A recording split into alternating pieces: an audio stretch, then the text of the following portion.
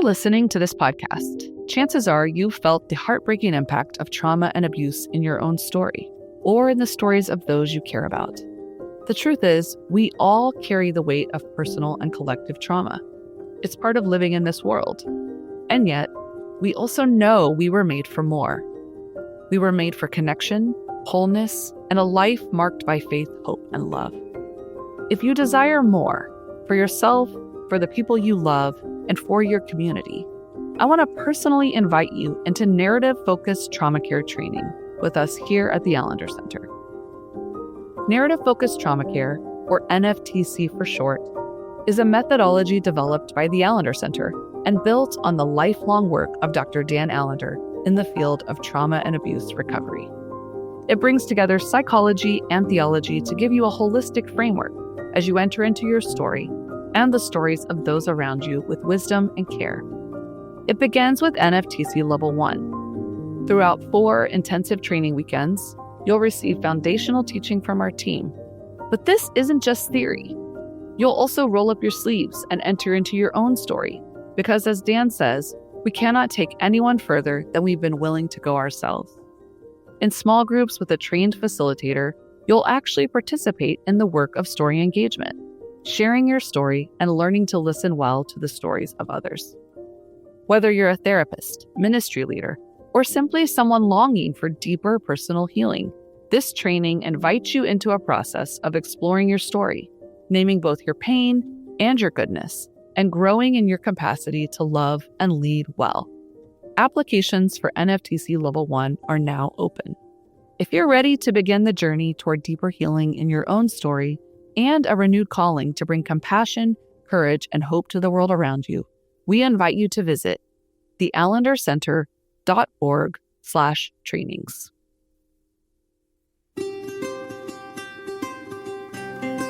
Thank you for listening to the Allender Center podcast. I'm Dr. Dan Allender. And I'm Rachael Chen. We're fiercely committed to providing hope and healing to a fragmented world. And restoration for the heart. Thank you for joining us. Let's get this conversation started.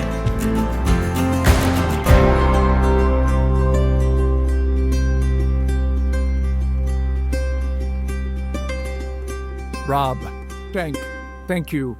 Already, we're just jumping in. It is so lovely to have you back and to invite you into the complexities of our day. And again, I confess before we began, I still attempting to understand our current, and to use the word political, I don't even think that's the category, to understand our current realm of engaging American evangelicalism is really our topic. And as you may have heard from other podcasts that we've done with Rob was the chaplain to the Supreme Court for a period, has been involved for a significant, let's just say a lot of your life, sir, was in the context of what could be called a more right-wing oriented engagement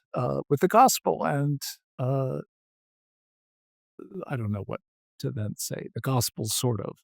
And in all that, the reality of inviting you back on, I think we're just living in an era that feels more and more confusing. And I'm going to begin with this. Our Secretary of Defense, I will not use the word Secretary of War, Hegseth, recently prayed a prayer.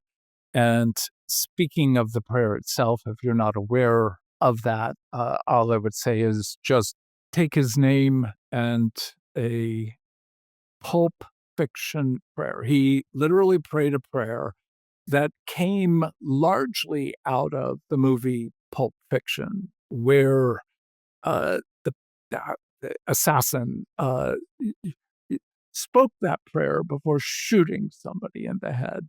And our Secretary of Defense used that prayer and claimed it was biblical.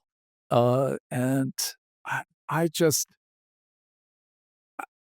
don't know if I have any more room in me to be surprised by members of the current administration. But I really was taken back that, did he write it? Did an aide write it? But ho- did they not think that people would compare that to a prayer from a violent and, in some ways, degrading context of the violation of another human being in that language? So I can wander, but let me just say, you heard the prayer directly, maybe not in the room, but what did you do, sir? Yeah, I did hear it in real time.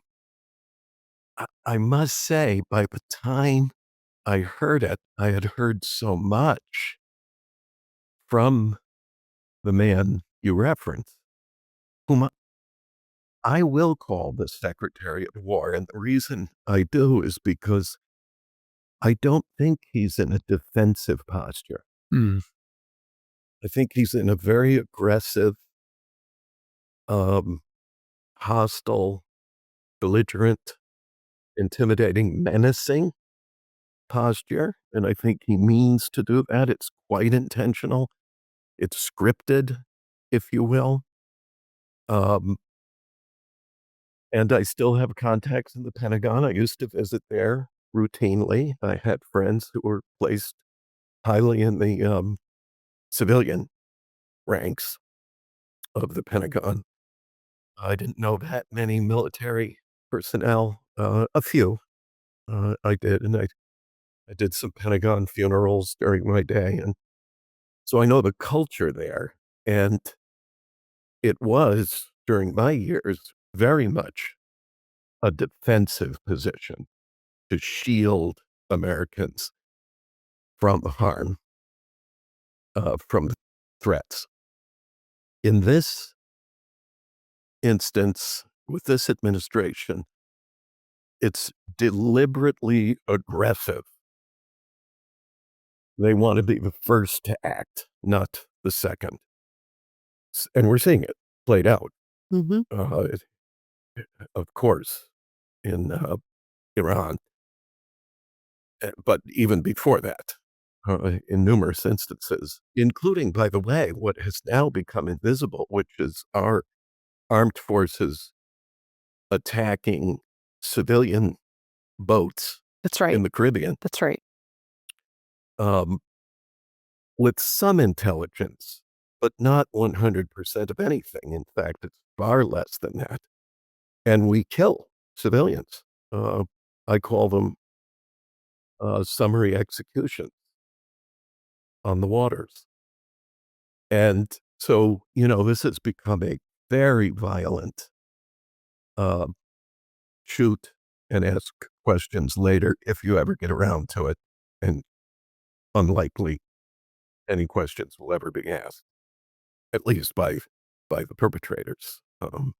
So we're in that time, and listening to the Secretary of War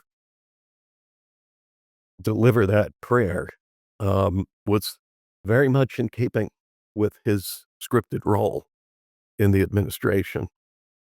I think it's antithetical to the prayer instruction that Jesus gave to us as he delivered it to his disciples and bequeathed it to us. Pray, when you pray this: Our Father who art in heaven, hallowed be thy name.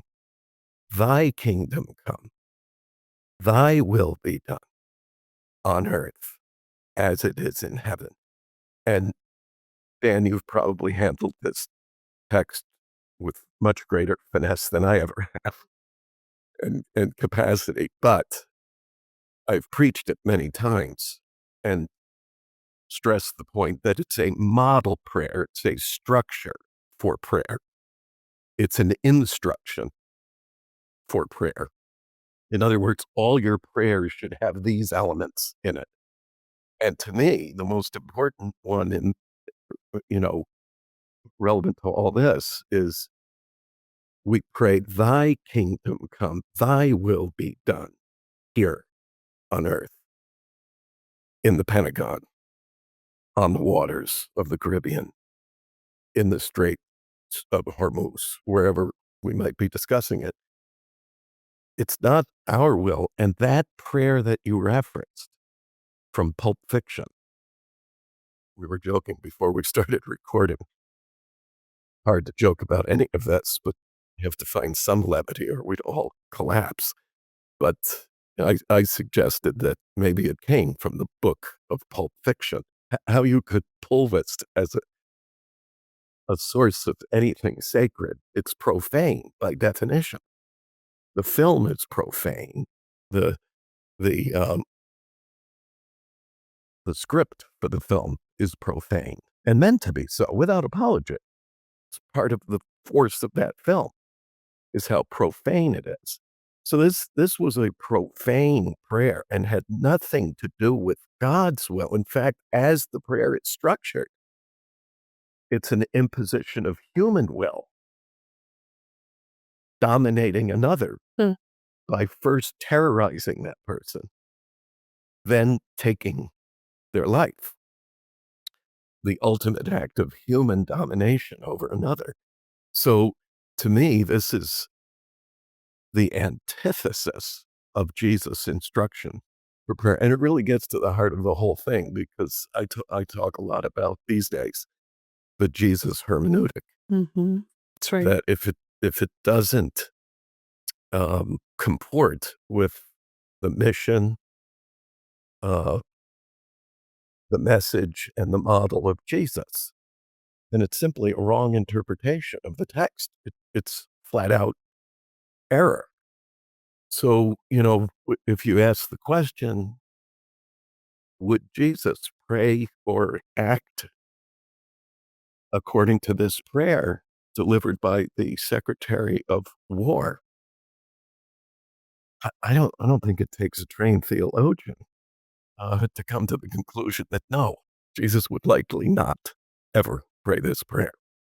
And therefore, his disciples are not meant to pray this prayer. I don't generally think of Tarantino as a very overt follower of Jesus, but in film intended to, in some sense, show the horror of vengeance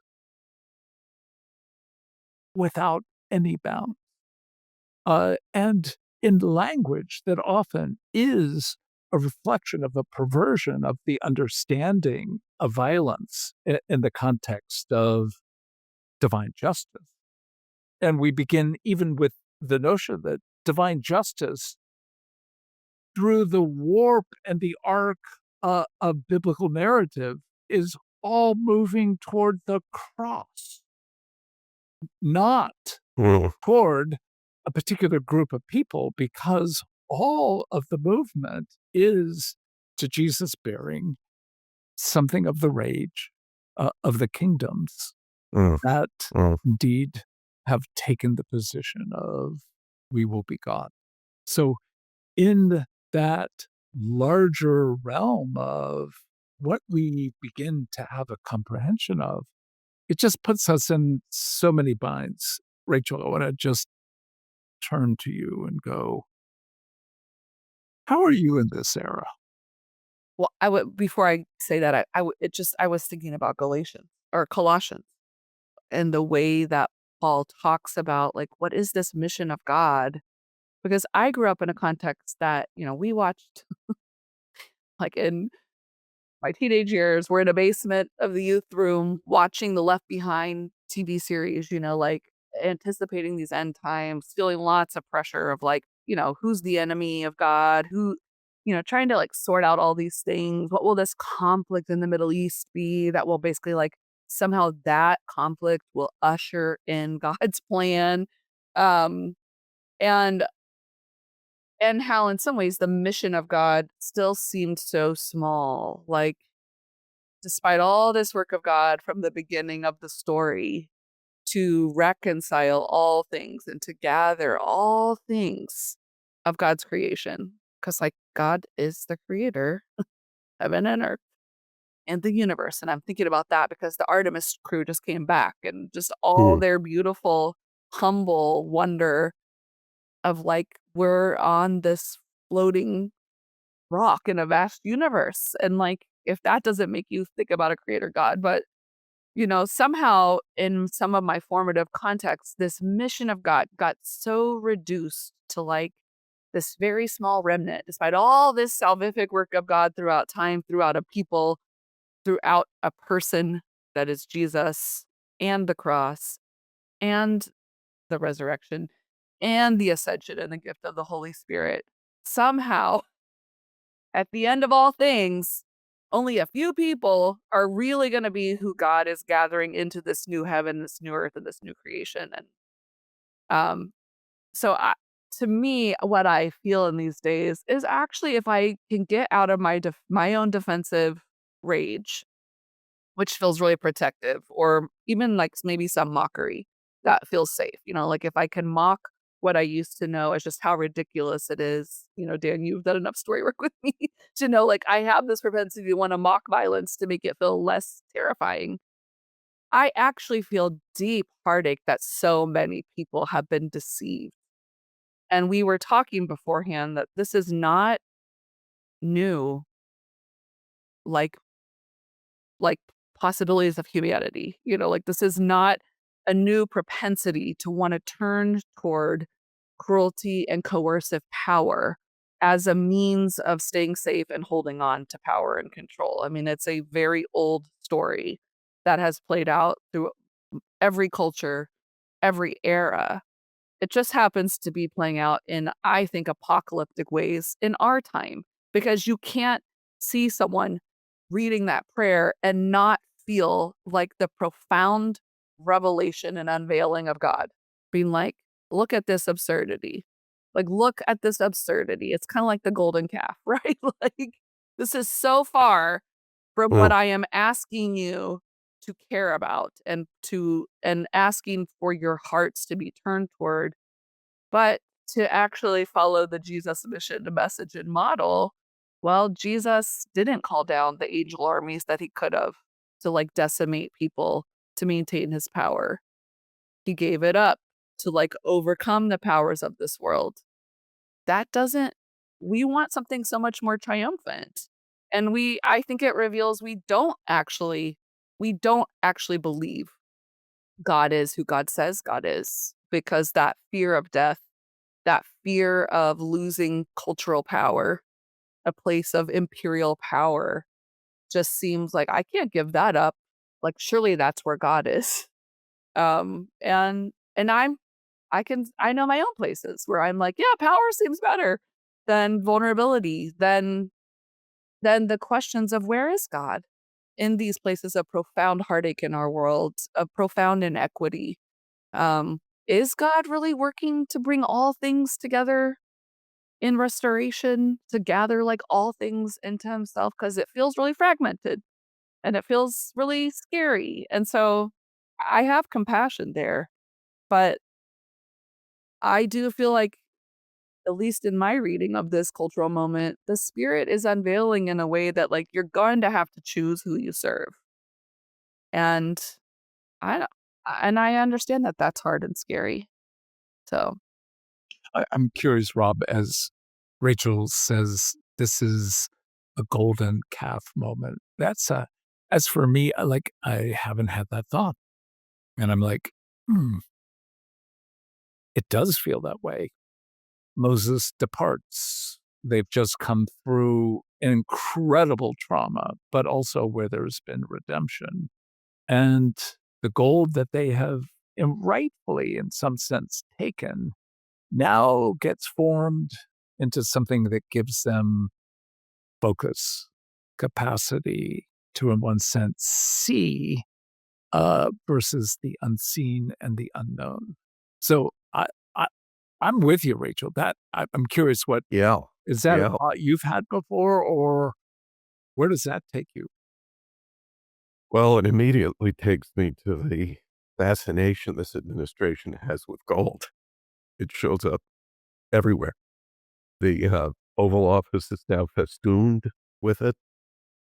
the arch that is imagined that will dominate all structures in the nation's capital uh, that Donald Trump has designed in his mind, and the architects have now done renderings of, is capped with gold.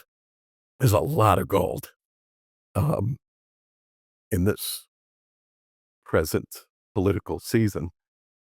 So I think that gold is itself instructive, tells us something. And we've seen it literally at some of the conventions. There's an actual gold statue of the current chief executive and commander-in-chief of the armed forces. And there's talk of a gold statue in the future presidential library, a towering gold statue. So, as Rachael says, this is an old story that's played out over and over again. I was listening to a panel discussion not long ago with a Mennonite Christian sister who also was a full member of an indigenous tribe. I wish I could remember which one, but in any case, was an indigenous person. And someone on the panel, these kinds of things were being discussed about the present administration, its policies and practices. And she was asked, as an indigenous person, as a peace Christian, a member of the Mennonite Church, which is, of course, Anabaptist and very much pacifist Yeah. oriented. She was asked, so now that this is all happening, how does it hit you? And she said, well, actually, it's been hitting us for about 500 years now. So we've had time to think about it. That's right. And it was so profound. I mean, we're waking up to this because for the white privileged class, this is something new. That's right. For other persons, it's nothing new at all. That's right. It's just the same as it's always been. And that's been helpful to me to keep in perspective. But it's even more ancient than that. It's not 400 years old. It's 4,000 years old and older. And we can go back to that moment in time that's recorded for us with that first golden calf. And there have been so many since. They're of an incalculable number. But go back to that initial one and think about how instructive it is for us. We have that story for a reason, and we continue to learn from it over and over and over again. And it helps me to look at these outrageous horrors and realize that this is an opportunity for many people to learn something really important, to see something, because it's so flagrant. In other instances, it's veiled, it's subtle, it escapes attention. This is just flagrant and flagrante in the extreme. So, we learn from it. And one of the things I'm learning, I think I mentioned the first time we sat down, and by the way, I'm quite honored, almost humbled, that you didn't weary of me and that you invited me back so soon. I'm almost embarrassed. Thank you for that. I'm very honored and very grateful for that reception. And I think I may have mentioned in our first conversation that Dietrich Bonhoeffer, this young, brave, brilliant World War II era church leader who began his work of resistance to this kind of monstrous human behavior in his 20s and was murdered at age 39, engaged to be married. So he was a very young man, brilliant, and His first published book that really captured, very broad attention was The Cost of Discipleship. And there is a cost to being a disciple, of disciplining oneself after Christ. It's costly, it's very hard. And as Paul reminds us, St. Paul, that is, the apostolic figure, reminds us we can become weary with well-doing. It's wearisome to follow Christ. As Bonhoeffer tells us, we read the Bible not in defense of ourselves, not to justify ourselves, but we read the Bible against ourselves, challenging ourselves. It's a mirror. We look in the mirror and we behold what kind of person I really am. This is hard work. It's painful. Yeah. It's difficult. It requires determination and discipline. Thus the term disciple. It takes discipline to be a disciple. And we get weary of that. It's tiresome. And some folks, and myself included, if you ask me, are you a disciple? I would have to respond by saying it depends upon what hour of the day it is. That's right. I ebb and flow. I move in and out. In one moment I am, and in another I am anything but a disciple. So we're all like that. It's a dynamic experience. It's not static. And so all that to say, a lot of folks are giving up on this weary way, this giving up on the cost that is exacted from us in the process of discipleship. And I think we're seeing this played out dramatically on this political stage right now. We've seen it in other places before.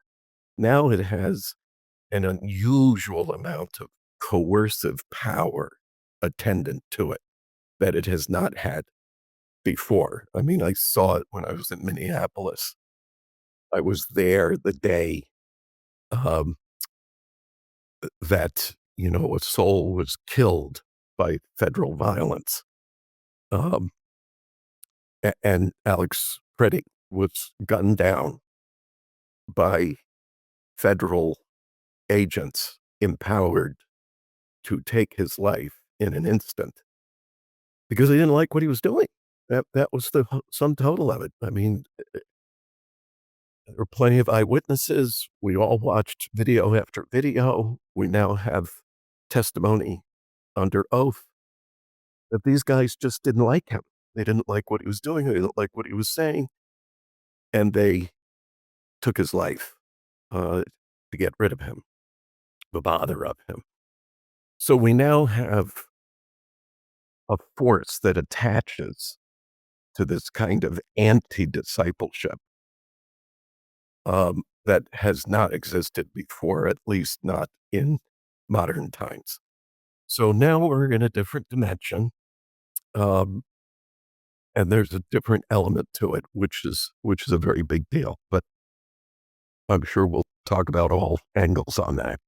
To me, there has been this shift from character as a calling that reveals the capacity to lead. And in that, a shift that the character now required is this intersection between crudity and cruelty.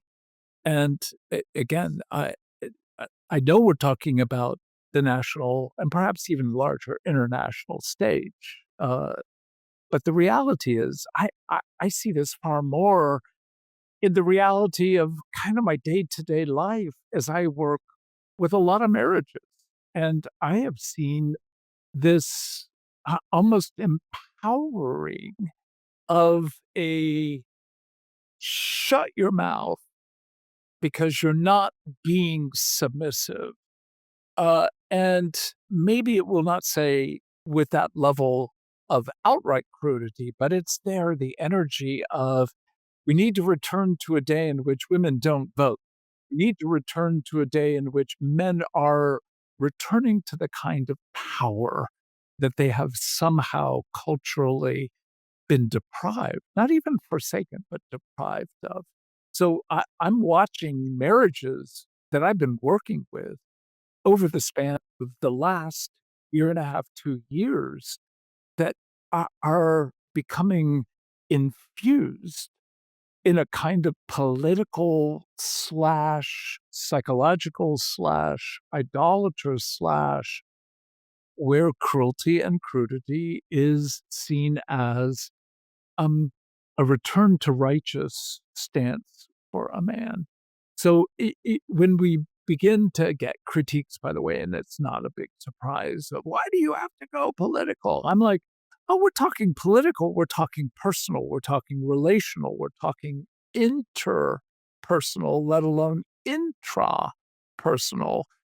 As you understand this interplay of crudity and cruelty, what what have you seen to help me understand better what's going on? Mm. Yeah.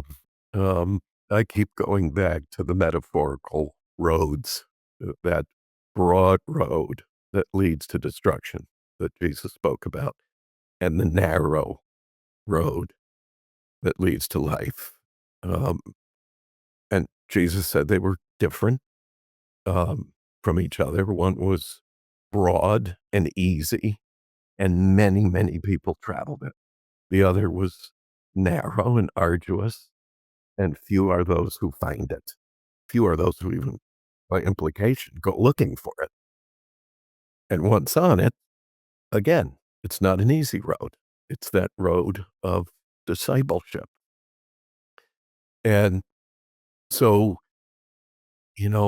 I've had to come to peace with the fact that I'll always be kind of trying to keep with the remnant, the small group, the oddballs. Um, and uh, that's not easy either, because it can be lonely.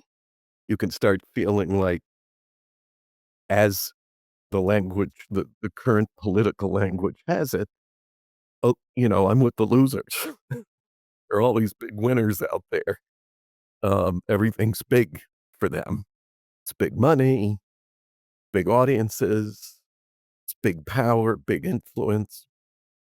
You're bigger than anybody else in the room. Um, Bigger the better, as we have it. Um, so what's this small thing and narrow and hard and difficult and why, but that's the path. And so I think about this, Rachel, I think you said early on in this conversation, um, that in some way these things are easier. They're natural. I hope I'm not putting words in your mouth. I think you said something about that. And I do think first of all, it's always easier to go with the crowd. So you kind of get lost in the crowd, and you're a little more comfortable and you feel a little more secure and stronger because you're part of something bigger. When you're with a smaller group, survival is a question, vulnerability, exposure, all of it. Um, that's can be threatening. So this isn't easy, and it's nothing to brag about either. Nothing at all to say, oh, I'm part of the remnant, I'm part of this exclusive little group. There's no room for that either. Um, I do think it begs, asking what should be the characteristics of this group that travels this narrow path, this hard way.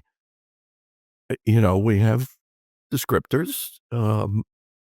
Jesus himself says, they will know that you are my disciples, that you have disciplined yourself after me, if you have love one for another.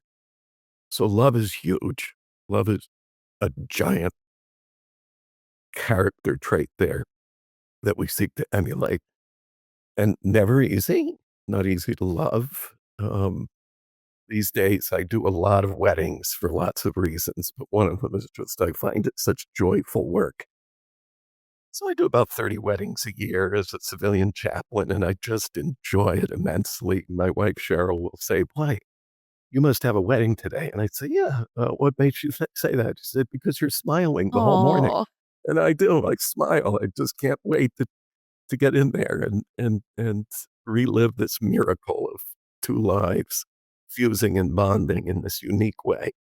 And I just love it.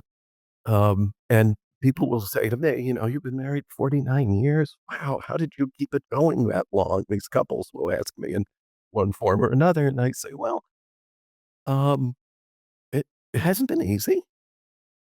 And I can tell you I've fallen out of love as much as I've fallen in love, but these days I'm falling for Cheryl harder than I ever have uh, in this season of life. Um, and all of that just to say these things are love is this dynamic energy that has its origins in God. In almost every wedding ceremony, I invoke that passage um, from First John chapter 4. God is love. It's as profound and simple as that. The very nature of God is love. So I've been asked by atheist couples, as a minister, can you marry us?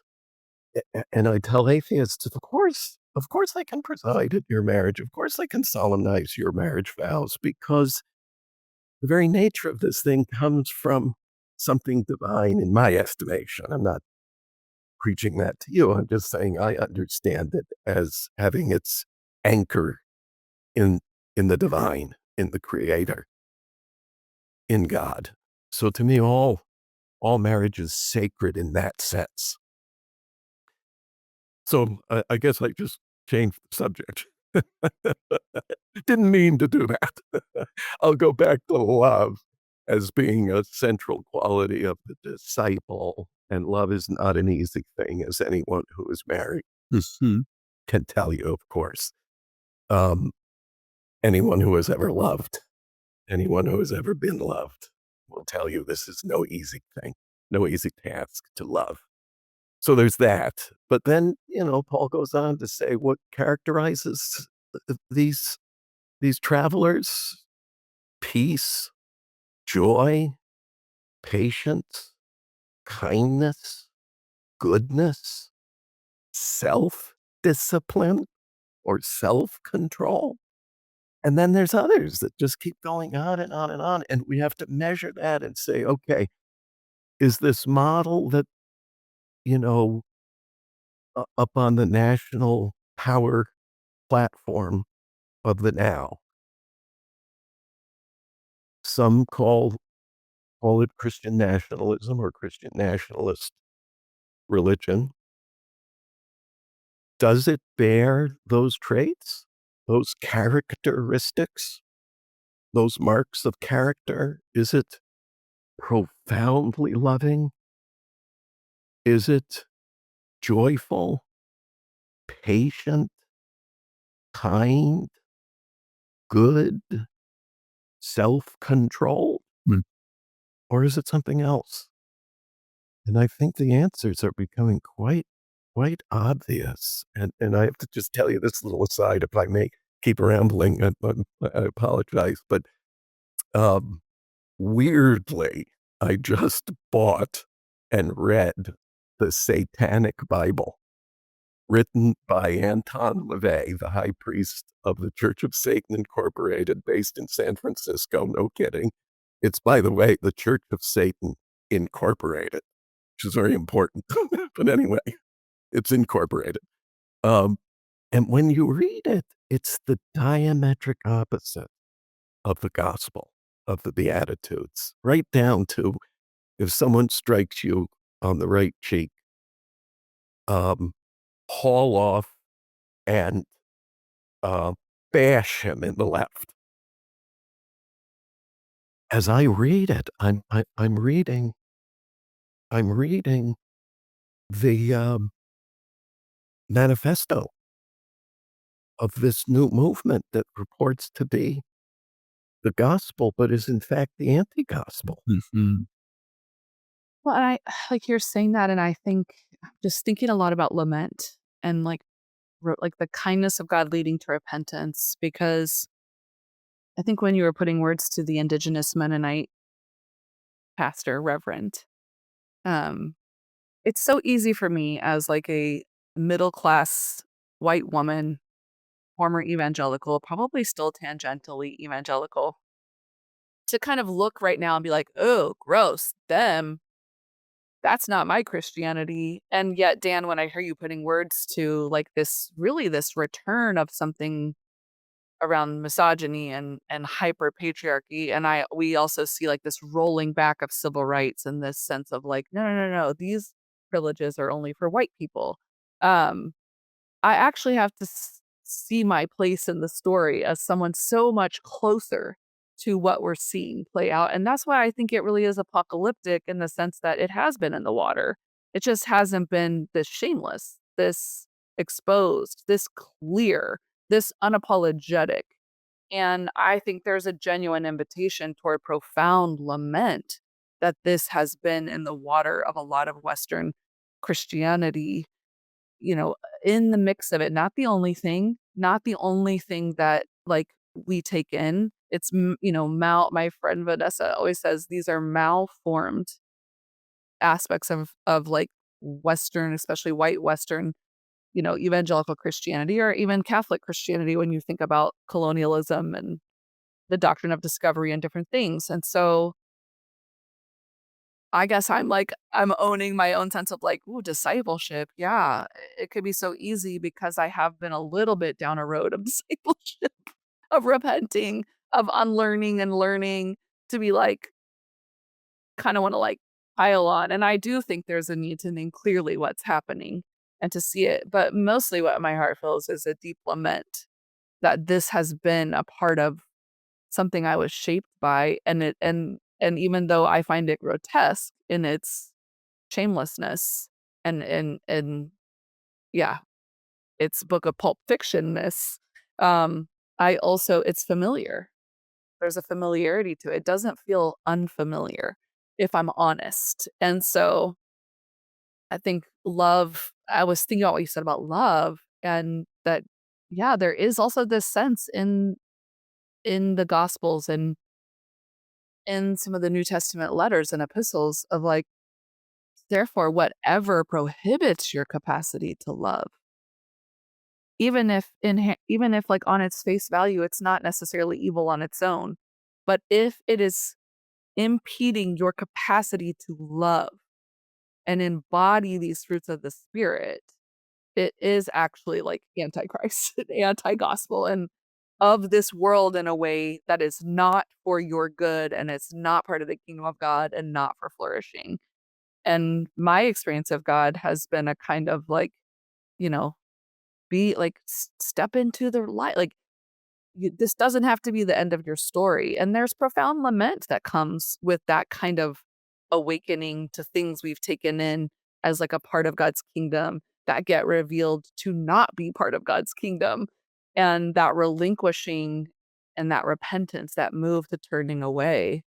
So that's just where my heart went when you were talking about love. And yes, how hard discipleship is. What it underscore from both of what you have each said is that there is a stance of engaging. I am a gold hoarding idolater in certain realms. When one of my grandchildren picked up what I consider to be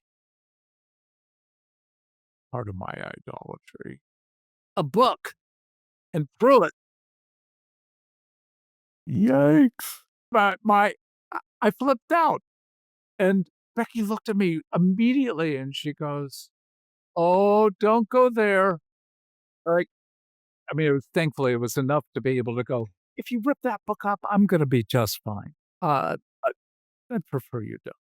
So, to go from the cataclysmic to the bizarre to the reality that, again, I don't think we have a whole lot of capacity in our day to, shall we say, change large currents and structures other than to keep saying, how do we come to our own realm of engaging? How am I becoming more crude? How am I becoming more cruel? And even if I critique it, is there in me another stance of crudity and cruelty as I deal with someone who I would view as my enemy? Um, and then I'm like, oh, Ooh, and there's that love thing again. yeah, there's that love That thing. What does it mean? love your enemy. Uh-oh. Uh-oh. Uh-oh.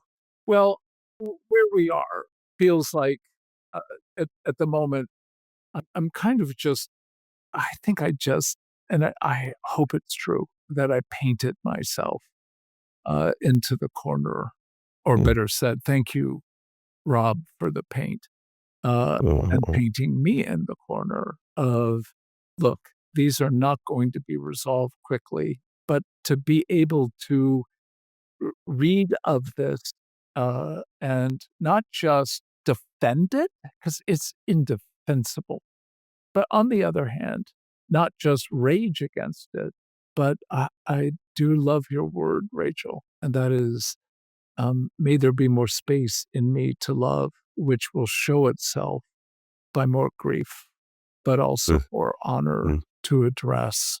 I am a calf builder in many ways, and mm, may I wait for Moses. May I wait for the 10 Commandments to come. mm. And I'm often asked how I can stand remaining in Washington, D.C. and interacting with these folks, especially now. And my answer is often very simple, because I am so much like them. I recognize myself in them. We say, Rob, again, thank you. Thank you.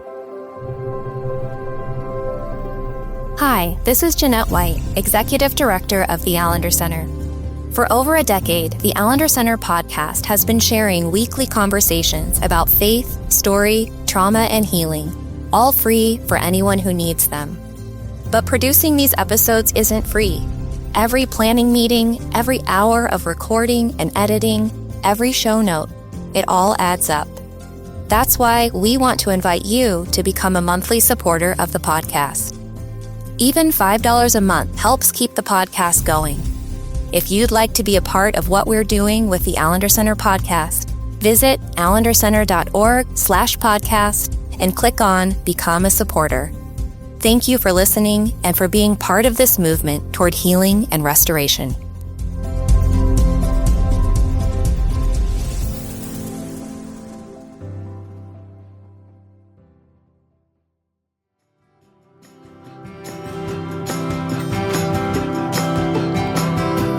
The Allender Center podcast is produced by the Seattle School of Theology and Psychology. If you'd like more information about the Allender Center, you can look at theallendercenter.org.